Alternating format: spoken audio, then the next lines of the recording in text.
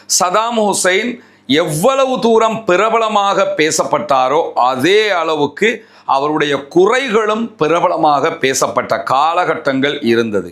இறுதியாக Saddam Hussein அமெரிக்காவினுடைய ஆக்கிரமிப்பின் கீழாக தன்னுடைய அரசாங்க தோல்வியை ஒத்துக்கொண்டிருந்தார். கடைசியாக அவர் தூக்கு மேடையை சந்தித்தார். அதற்கு பிறகு வந்த ஈராக்கினுடைய அரசாங்கங்கள் தட்டு தடுமாறி ஏதோ ஒரு வகையில் அரசாங்கங்களை மீள்நிலைக்கு கொண்டு வருவதற்கு முயற்சிகளை செய்து கொண்டே வந்தன.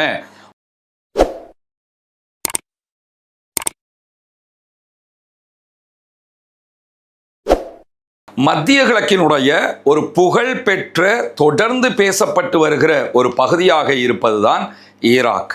ஈராக் என்றாலே அனைவருக்கும் நினைவுக்கு வருவது ஈராக்கினுடைய முன்னாள் அதிபர் சதாம் ஹுசைன்.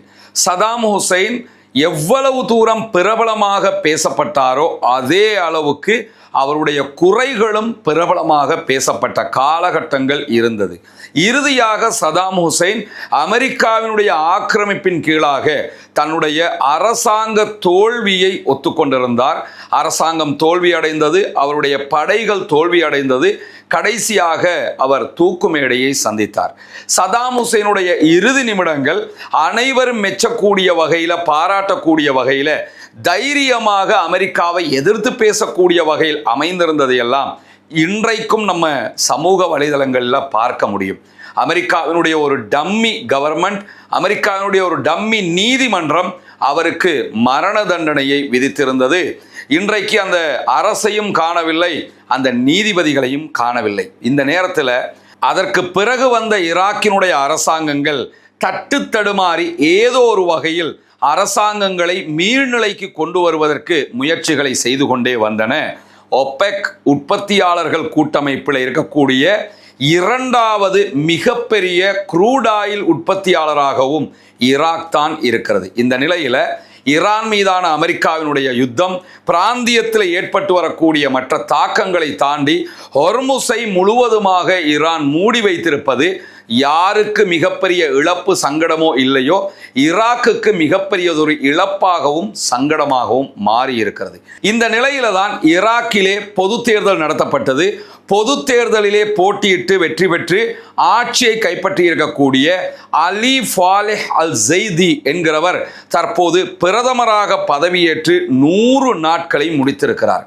ஈராக்கினுடைய அடுத்த கட்டம் எப்படி இருக்க போகிறது என்கிற பல கேள்விகளை தற்போது அவருடைய பயணம் உருவாக்கி இருக்கிறது. காரணம் என்னன்னு கேட்டால், ஈராக் என்பது 2 நாடுகளுக்கு மத்தியிலே அதிகார போட்டியில் சிக்கியிருக்கக்கூடிய ஒன்றாக மாறி இருக்கிறது. ஒன்று, அமெரிக்காவினுடைய நேரடி கண்காணிப்பின் கீழாக ஈராக்கினுடைய அனைத்து ஏற்றுமதி இறக்குமதிகளையும் ஈராக்கினுடைய லாப நஷ்டங்களையும் நேரடியாக அமெரிக்காவே கண்காணிக்கிறது.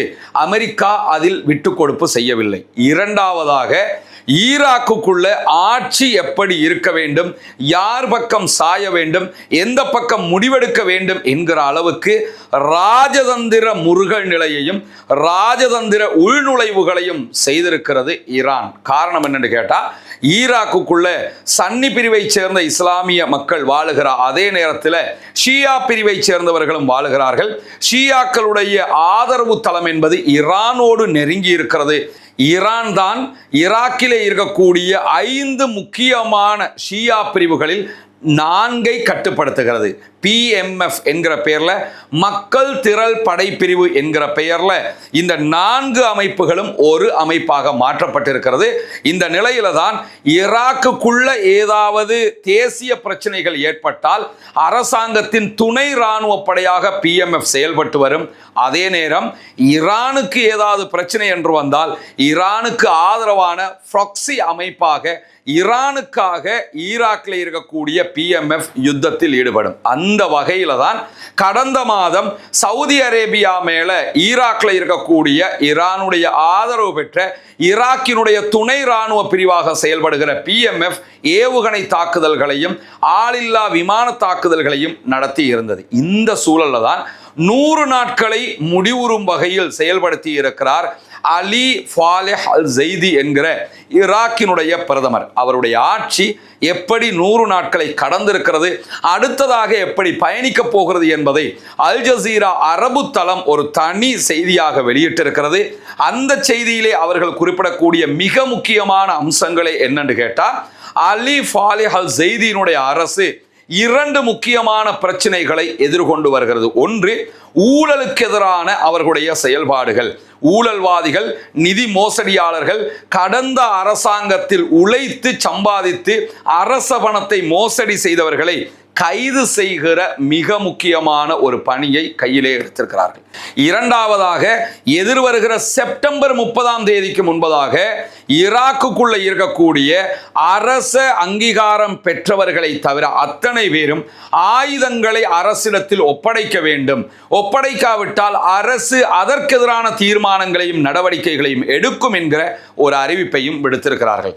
இந்த 2 விவகாரங்கள் தான் தற்போது அடுத்த கட்ட ஈராக்கினுடைய அரசுக்கு இருக்கக்கூடிய சவால்களாக மாறி இருக்கிறது. முதலாவது, ஊழலை ஒழிக்கிற செயல் திட்டத்தில் கடந்த காலங்களில் ஊழல் செய்தவர்கள், அரசு சொத்துக்களை மோசடி செய்தவர்கள், அரசாங்க சொத்துக்களை திருடியவர்களை தொடர்ந்து கைது செய்து வருகிறது ஈராக்கினுடைய தற்போதைய ஜெய்தியினுடைய அரசாங்கம். ஜூன் 28ஆம் தேதி முதலாக ஆரம்பிக்கப்பட்டிருக்கக்கூடிய ஆபரேஷன் டான் என்கிற திட்டத்தினூடாக ஈராக்கினுடைய முன்னாள் எண்ணெய் எரிவாயு துறை துணை அமைச்சராக செயல்பட்ட அதுனான் முதன்மையாக கைது செய்யப்பட்டிருக்கிறார்.